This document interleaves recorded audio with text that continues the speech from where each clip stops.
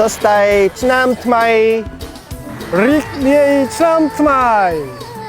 ក្នុងឱកាសបុណ្យចូលឆ្នាំថ្មីប្រពៃណីខ្មែរឆ្នាំម្សាញ់សពស័កពុទ្ធសករាជ2569ខាងមុខនេះ សូមទេវតាឆ្នាំថ្មី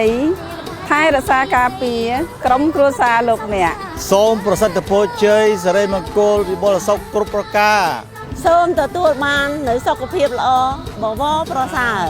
សូមជួបតែភាពរីកចម្រើនគ្រប់ភារកិច្ច សូមមានជ័យមានជោគគ្រប់ភារកិច្ច សូមបានសម្រេចគ្រប់បំណងប្រាថ្នាក្រុមហ៊ុនអាតូមីកម្ពុជា សូមជូនពរឆ្នាំថ្មី សេរីសួស្តី